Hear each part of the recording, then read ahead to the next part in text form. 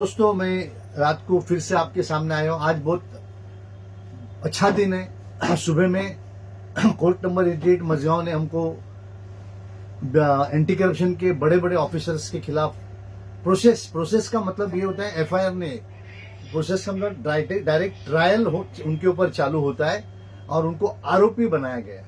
तो ये हमारे लिए बहुत खुशी की बात है और आप सभी भी ऐसे लड़ने चाहिए, ये हमारी विनती है।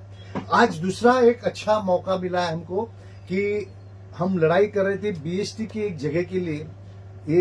ये वो जगह है, ये वो जगह है और ये इस बिल्डिंग के बाजू में है।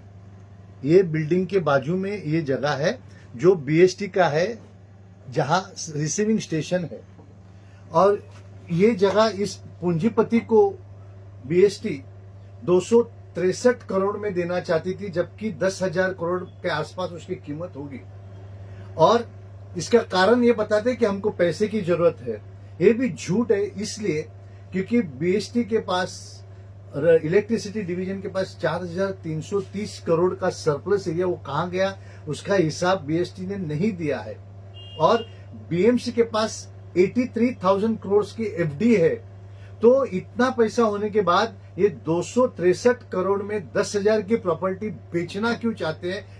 ये आप सोचिए कि हमारे आईएएस ऑफिसर्स जो बीएमसी में हैं, हमारे जनरल मैनेजर बीएसटी जो बीएमसी में हैं, हमारे आमदार खासदार कॉरपोरेटर जो हमारे रखवाले हैं, वो कौन से हद तक गिर सकते हैं हमारी प्रॉपर्टी बेचने के लिए। ये देखिए, ये नालायकों में अच्छा बनाने की कोई भी ताकत नहीं। ये बेचना चाहते हैं, ये नालायक बच्चे लोग हैं हमारे।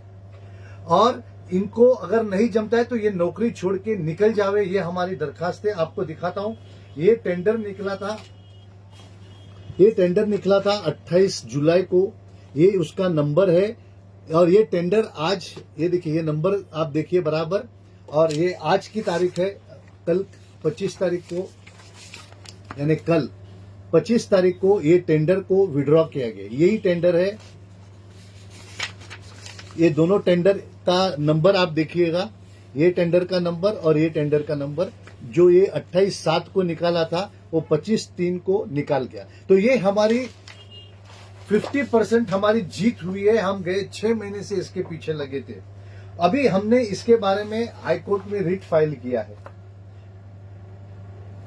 हमने इसके बारे में हाईकोर्ट में ये रिट फाइल किया है कि हमारे जो नालायक जो म्युनिसिपल कमिश्नर है, नालायक जो एडिशनल म्युनिसिपल कमिश्नर सिटी है, नालायक जो जनरल मैनेजर बीएसटी है, नालायक जो हमारे आमदार खासदार कॉरपोरेटर है, ये जो रिजर्वेशन की जगह है बीएसटी की रिसीविंग स्टेशन की, जो आगे बढ़ने के लिए हमको और जगह लगेगी, ये बेचना चाहते थे लीज के नाम पे 60 साल के लिए वो बाजू वाले के पूंजीपति को।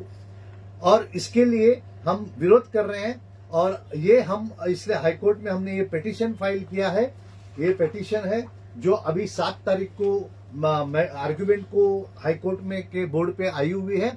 और हम ये पूरी तरह से कोशिश करेंगे कि ये जीत पब्लिक की होगी। और ये जो हमारे नालायक आमदार खासदार कॉरपोरेटर है, हमारे जो नालायक जनरल मैनेजर बीएसटी है, नालायक अपने municipal commissioner additional municipal commissioners है, जो इसके बेचने के लिए अपोज नहीं करते और आंख बंद करते हैं, तो उनके खिलाफ हम आवाज उठाएंगे। और 7 तारीख को हम जरूर इसके बारे में कोशिश करेंगे कि हम ये जीते और ये पूंजीपति के हाथ में पब्लिक प्रॉपर्टी नहीं जाए।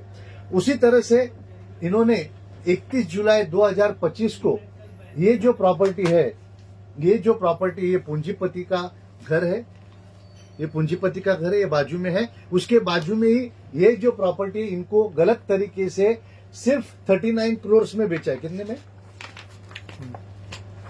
उठे? ये भी कम से कम 1,500-2 हजार करोड़ की प्रॉपर्टी इन्होंने 39 करोड़ में बेचा है। 39 करोड़। ये अभी बोलेंगे हमने बेचा नहीं, लीज पे दिया है। 60 साल का लीज मतलब बेच दिया है। कल हमको अगर उसको एक्सपांशन करना है तो कहां जाएंगे? और यहाँ जो इमरजेंसी स्टाफ रहते थे उनको क्वार्टर्स नहीं देके ये पूंजीपति को बनाने देने वाले थे। इस तरह से हमारे गद्दार नालायक आमदार खासदार कॉर्पोरेटर और जनरल मैनेजर और हमारे म्युनिसिपल कमिश्नर्स इसको जो बर्बादी की तरफ निकले हम उसको पूरी तरह से रोकेंगे। ये भी फ्रॉड हम ओपन करेंगे। इतना ही नहीं है, हमारे ये जो नालायक आमदार खासदार कॉर्पोरेटर है ये 10 प्रॉपर्टी बेचना चाहते हैं। क्या आप ऐसे लोगों को छोड़ेंगे? ये एक भी आमदार खासदार कॉर्पोरेटर इसके बारे में आवाज नहीं उठा रहे। इनके पास ये देखिए कितने में कॉस्ट आएगा, कितनी कॉस्ट आएगा इसका। ये टोटल कॉस्ट जो है इसमें ज्यादा में ज्यादा इनको 8 से 10 हजार करोड़ मिलेगा। 8 से 10 हजार करोड़ अगर मिलेगा तो इनका कर्जा है 11,500 करोड़।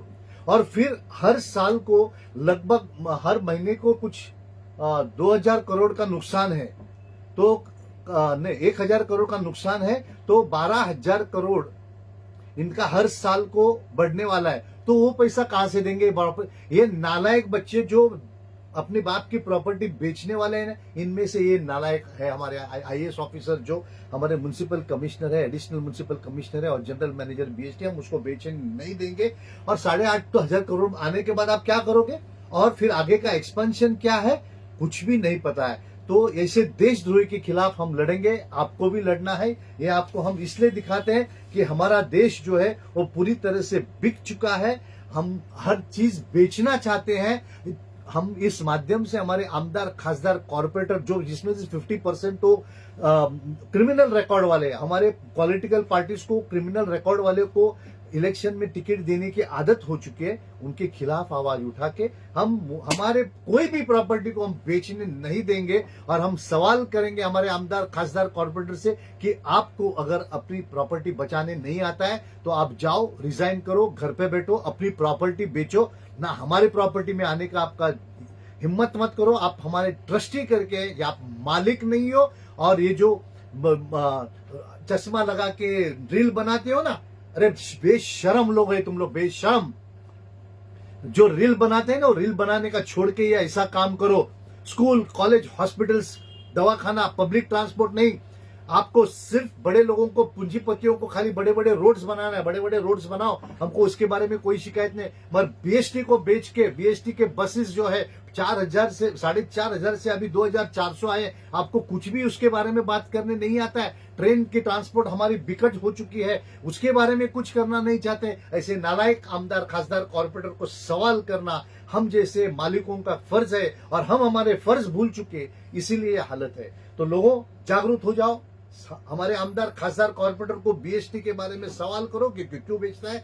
उनको सवाल करो कि बीएसटी को आप क्यों बेचना चाहते हो। उनको सवाल करो पब्लिक ट्रांसपोर्ट क्यों नहीं अच्छा बनाते हो। उनको सवाल करो हमारे पास स्कूल, कॉलेज, हॉस्पिटल, दवाखाना क्यों नहीं बनाते। तो ही हमारे अगले जनरेशन को कुछ मिलेगा, नहीं तो सभी लोग बर्बाद हो जाएंगे। ये 5% लोग हमको सबको भिखारी बनाएंगे और हम पे राज करेंगे। इसको बचने के लिए आप जागरूक हो जाओ और इस मुंबई, महाराष्ट्र और इस देश को बचाओ। जय हिंद।